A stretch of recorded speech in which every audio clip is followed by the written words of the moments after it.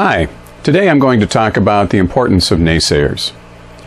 In their book, They Say, I Say, Kathy Birkenstein and Gerald Graff point to the advantages of including a naysayer, an argument opposed to your own, in your essays. They give several reasons for this. First, by raising and answering objections, you are forced to strengthen your own arguments. Second, you provide a context for the arguments you make. They're not just coming from the clouds. Third, you enhance your ethos by acknowledging other points of view and meeting them respectfully.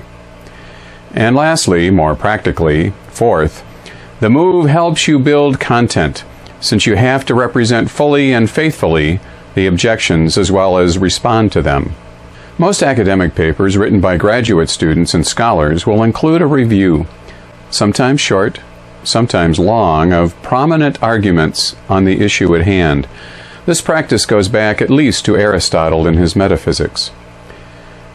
Therefore, although there has been a sufficient amount of speculation concerning those in our physics, let us, however, bring forward those who before our time have formed systems of philosophy respecting truth. For it is obvious that they also affirm that there are in existence certain first principles and causes. Therefore, it will, at any rate, be of service to our present treatise, should we take a review of these philosophers. For therefore we shall discover a certain different description of cause, or we shall, in preference, repose confidence in those that have already been enumerated. He provides context in such a process. Where are we at with our ideas of what it means to cause something? But he is certainly not going to stop with such a review, conceding that he has nothing new to add. If that were true, he wouldn't have gone this far in the first place. As an undergraduate, you are unlikely to be explicitly asked to follow this practice. But if you ignore the fact that there are other viewpoints on the issue at hand, you forego important writing resources. When you respond to others' thinking, you recognize a context for the issue. You acknowledge that you aren't the only one interested in it. This grants exigency to the matter, an urgency given by the fact that people are discussing it at all. Others' arguments also supply a position you can push back on. They suggest the issues of concern in this conversation, to which you will submit replies, either taking sides or offering a defensible alternative, not apparently being considered. In this sense, you turn out to be the naysayer to others' arguments. But since we need to know what those are first, you have to review them. The inventor of the essay, Michel de Montaigne, found that argument with another is crucial to clear thinking. If I converse with a man of strong mind and a stiff jouster, he will press me on my flanks, prick me to right and left. His ideas will give impetus to mine. Rivalry, vainglory, strife stimulate me and lift me above myself. And agreement is an altogether tiresome element in conversation.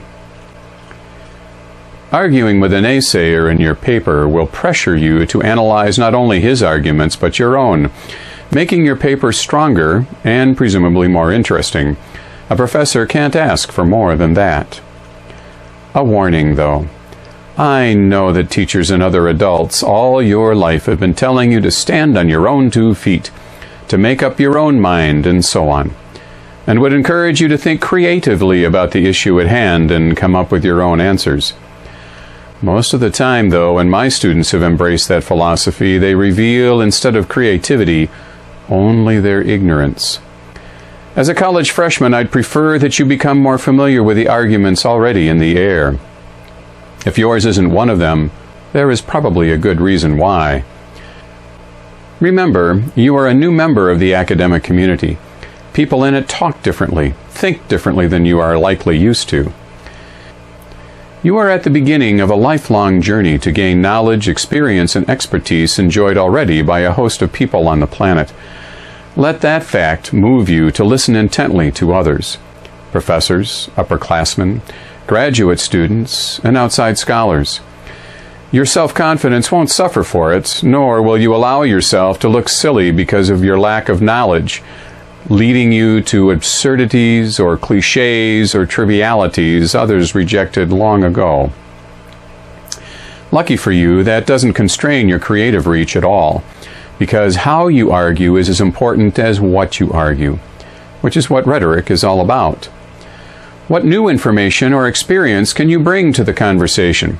Perhaps you can offer a compelling analogy to simplify the perspective, or a personal anecdote to engage your reader's empathy, or relate a poem or story that reinforces the claim you defend.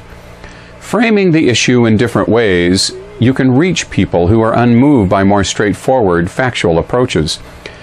Your professor will also appreciate the trouble you take to understand the issue at hand by making connections to your own prior knowledge. Furthermore, what kind of language can you use to increase the argument's persuasive power? Would the use of metaphor or simile help? How about sonorous devices like isocolon or anaphora, which work through repetition? Rhetoric isn't so much about the substance of arguments. That is a matter peculiar to each issue. What rhetoric supplies is a wide variety of methods to frame the controversy and your own case particularly. There is enough creative opportunity in that to keep you productive as you learn about the world. To write in conversation with a naysayer will sharpen your analytical and rhetorical skills.